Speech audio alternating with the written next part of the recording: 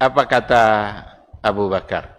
Man qala fil Qur'ani bi ra'yihi faqad akhta'a wa in asab. Siapa yang mengatakan sesuatu, menafsirkan Al-Qur'an dengan akalnya, dengan ra'yunya, maka dia salah meskipun benar. Takwil yang berbeda dalam artian tafsir, memalingkan makna kata kepada makna lain, dapat diterima kalau seandainya ada dalil dan ada ihtimal lughawi, ada korelasi makna. Kalau ada dua itu dapat diterima. Tapi kalau seandainya tidak ada, mentakwilkan sesuatu tanpa ada dalil, dan itu yang banyak terjadi, maka pentakwilannya tertolak. Oleh karena itu, pentakwilan yang terjadi pada aliran kalam itu bukan untuk menjelaskan ayat, tapi hanya karena ingin lari dari satu makna yang jelas, dianggap makna itu tidak pantas kepada Allah. Larilah dia dari makna itu, pindah kepada makna yang lain. Itulah yang mereka sebut dengan takwil. Ketika ada yang berhubungan dengan zat Allah, wajah, tangan. Apa arti kata dari wajah? Arti kata dari wajah ya zahir, maknanya wajah. Tetapi ini perlu ditakwilkan. Kenapa perlu ditakwilkan kata mereka? Karena tidak pantas menyematkan sifat wajah kepada Allah. Maka kata wajah perlu ditakwilkan kepada yang lain. Larilah dia dari makna zahir pindah kepada makna yang lain. Tapi pertanyaannya, ada ndak alasannya? Ada ndak dalilun yaqtarinu bihi? Dalil yang menyertainya. Kalau tidak ada, berarti pentakwilan itu tidak dapat diterima. Karena mereka hanya lari dari mensifati, dari menyematkan kata wajah kepada Allah itu hanya karena dugaan bahwa itu tidak pantas, sebab yang pantas wajah itu hanya pada makhluk. Tangan umpamanya, Al-Quran mengisbatkan sifat tangan itu kepada Allah Subhanahu wa Ta'ala. Dalam ayat yang ketika ia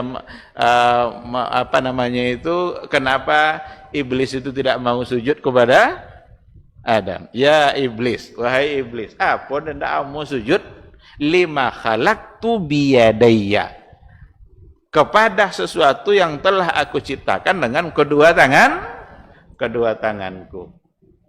Kata tangan, kata yadun, apa makna rajihnya? Ada enggak makna rajih? Makna yang kuat untuk kata yadun? Ada, ya artinya tangan. Kalau secara kata, lafaz kata artinya adalah itu. Tetapi dipalingkan ila maknan marjuh. Makna yang tidak kuat, makna yang bukan itu sebenarnya maknanya. Mereka mentakwil bukan untuk menjelaskan ayat, tapi hanya karena ingin lari dari makna asal, sebab dianggap itu tidak pantas. Sekarang pertanyaannya, adakah penjelasan itu datang dari Nabi atau tidak? Adakah kira-kira dalil yang dapat dipertahankan untuk memindahkan kepada makna kedua atau tidak? Kalau ada, ambil. Saya sudah sering juga contohkan. Karena ada memang di antara kata wajah dalam Al-Quran yang tidak dimaknai langsung dengan wajah, tapi wijahah. Dan itu punya korelasi makna, ihtimal lughawi. Ada di antara kata wajah yang memang di antara ulama tidak memaknainya dengan wajhullah. Contoh, ainama tuwallu fasamma wajhullah. Kemanapun kamu arahkan wajahmu, di situ ada wajhullah. Apa makna wajhullah di situ? Qiblatullah. Dari mana diambil itu? Ada dalilnya. Apa dalilnya? Riwayat yang berhubungan dengan asbab nuzulil ayat. Apa asbab nuzul ayat itu? Ada dua orang sahabat yang sholat di malam hari, bingung mencek kiblat. Mana kiblat dunia galap. Akhirnya mereka beristihad untuk menentukan satu kiblat. Sholat mereka di malam itu lah pagi ai kau sentontu bahasa kiblat tadi salah. Datang menemui Nabi, ya Rasulullah, kami sholat begini. Coba baca dalam tafsir At-Tabari, ada penjelasan itu. Kami malam tadi sholat begini, salah kiblat kami. Turunlah ayat tadi. Ainama tuwallu fasamma wajhullah. Kemanapun kamu arahkan wajahmu, disitulah wajhullah. Wajhullah di situ wijhatullah, dan itu kiblatullah. Karena ada ayat yang lain, walikullin wijhatun huwa muwalliha. Bagi setiap kaum itu wijhah.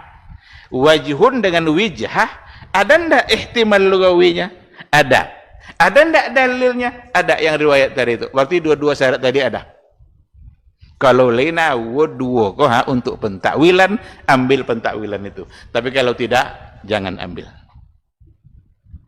Baik untuk yang berhubungan dengan af'al maupun yang berhubungan dengan zat-zat Allah Subhanahu wa ta'ala.